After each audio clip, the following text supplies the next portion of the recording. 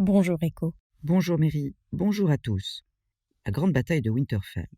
Pour rien au monde, nous aurions manqué de vous en parler, tant le script de cet épisode est surprenant. Il nous a paru tout de suite évident qu'une lecture classique et linéaire ne serait pas suffisante. Il y a tant à dire sur cet épisode qu'une seule vidéo ne saurait suffire. Nous attendions le roi de la nuit, des actes héroïques, la mort de plusieurs protagonistes, des actions spectaculaires, des combats de dragons, des surprises, des réponses à certaines questions. Et nous avons eu tout cela, et bien plus encore, car ce n'était pas l'épisode que beaucoup attendaient. Ce troisième épisode était filmé comme une chanson épique, un récit dramatique dans lequel tous les personnages rassemblés à Winterfell, à un moment bien précis de l'histoire, ont scellé leur destin, avec l'aide de forces surnaturelles aux motivations ambiguës. Oui, c'est bien une partie de la grande mythologie de Planétos qui nous a été dévoilée. Nous ne parlons pas de religion ici, mais bien de mythologie, de forces primordiales liées à la création, à la magie et à la destruction. Dans une ambiance crépusculaire de fin du monde, nous assistions tout simplement au combat titanesque des dieux et de leurs champions, immenses et destructeurs par le poids de leur puissance. Le titan du froid et de la glace, représenté par le roi de la nuit, les forces de la nature, représentées par Bran, la dernière corneille à 3 yeux, le dieu multiface, seigneur de la mort, représenté par Arya Stark, Rhaelor, dieu de la lumière et du feu, représenté par Mélisandre. Des cartes ont été redistribuées en déplaçant les hommes du centre de l'histoire pour laisser aux dieux la place centrale de l'affrontement titanesque entre l'obscurité et la lumière. C'est donc par Mélisandre que débuteront et s'achèveront les combats. Cette partie de l'histoire semble largement inspirée de la mythologie nordique, une histoire de l'humanité dont le cycle de décadence se termine par une catastrophe cosmique, le Ragnarok, un cycle nécessaire avant la renaissance d'un monde nouveau. Dans la mythologie nordique, dont s'est inspiré l'auteur, le Ragnarok annoncé par 3 hivers successifs et des guerres sans fin amorce la fin d'un cycle. Les chaînes se brisent, ce qui permet aux dieux Loki et au loup Fenrir de se libérer et de mener les géants de glace et des légions de morts au combat contre les dieux, les héros et les hommes sur la plaine de Vigrid, un immense champ de bataille où tous s'entretueront. Cette dévastation amènera un nouveau cycle, et les quelques divinités qui survivront aideront le dernier homme et la dernière femme à faire renaître l'humanité.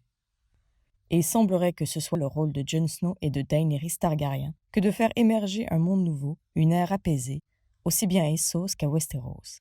Et les ingrédients ne manquent pas. L'esclavagisme des cités libres, les guerres sans fin des 7 royaumes, le grand hiver, les chaînes brisées, les loups, les géants de glace, les légions de morts, les héros, et Winterfell comme ultime champ de bataille. La précipitation tragique d'événements inévitables. Au-delà des affrontements, cet épisode n'en finit pas de nous surprendre. Pour beaucoup, il ne s'agissait que de Jon Snow, figure ressuscitée d'Azor Ahai, et de Daenerys dans le rôle de Nissa Nissa, image du sacrifice féminin dans un monde aux valeurs patriarcales bien établies, contre le roi de la nuit. Mais Azor Ahai, c'était à Essos il y a 8000 ans. C'est une légende, certainement déformée par le temps, et personne ne peut affirmer la véracité du sacrifice tel quel. La nécessité de voir la prophétie s'accomplir peut ne jamais survenir. Ou bien, elle peut prendre une forme bien différente. C'est flou et incertain.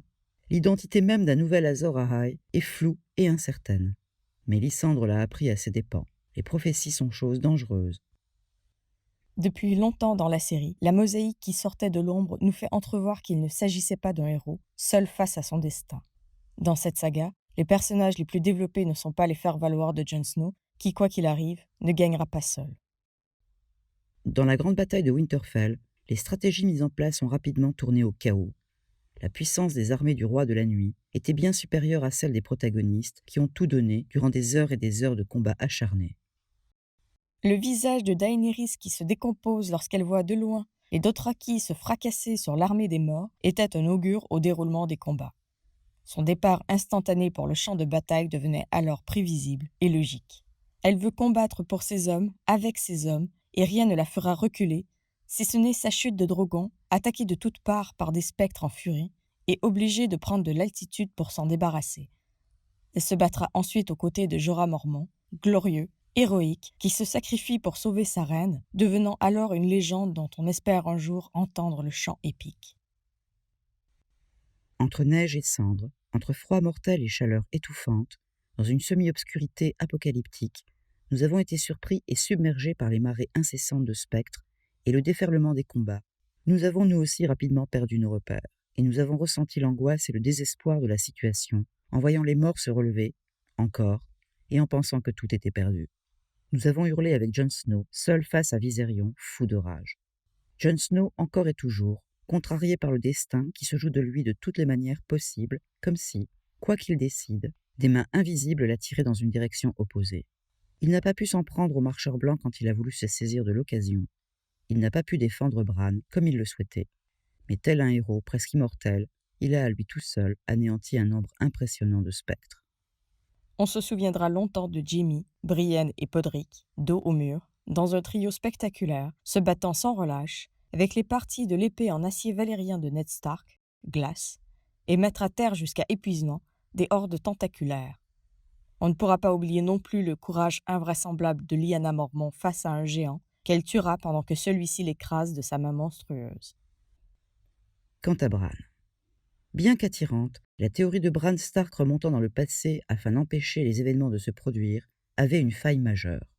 Lorsque l'encre est sèche, on ne peut changer l'histoire. Son affrontement avec le roi de la nuit était inéluctable, et tel un grand marionnettiste, il tire les ficelles des différents protagonistes. Et au jeu auquel se livrent les dieux, les spectres comme les hommes sont tous des pions au service des maîtres qui jouent la survie de leur monde respectif. Ainsi, Théon, immense de courage et d'abnégation, défend Bran jusqu'à la mort, achevant son arc de rédemption. Pendant ce temps, c'est encore Mélisandre qui rappelle à chacun son rôle et son destin. Beric, serviteur de R'hllor, est là pour protéger Arya avec l'aide du limier. Mais c'est personne, assassin surentraîné, qui est là pour achever le roi de la nuit et en finir avec la promesse d'une ère glaciaire proche du néant. C'est Arya qui s'est battue sur les remparts, c'est Arya qui a traversé des moments de désespoir en fuyant la bibliothèque, c'est Arya qui a voulu sauver Beric et qui parle avec Mélisandre, mais c'est personne qui connaît la mort et ses nombreux visages.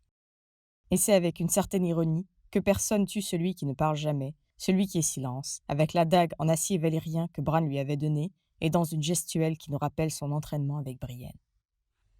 De la magie des enfants de la forêt qu'il avait créée à la magie du ver dragon qu'il a brisé, le roi de la nuit termine sa course maudite en emportant avec lui des millénaires d'histoire dont seul désormais Bran est le dépositaire, au pied d'un baral ancestral, messager des dieux anciens et témoin muet de ce qui devait s'accomplir. Au petit matin, lorsque tout est achevé, lorsque les forces du chaos se sont enfin apaisées, dans la plaine devant Winterfell jonchée de milliers de cadavres, Mélisandre s'éloigne, seule, face au destin promis par le dieu de la lumière, sous le regard de Ser Davos. Elle laisse tomber son collier qui perd alors son éclat et se laisse glisser silencieusement dans la neige pour s'évaporer en quelques secondes, tel un feu qui s'éteint doucement.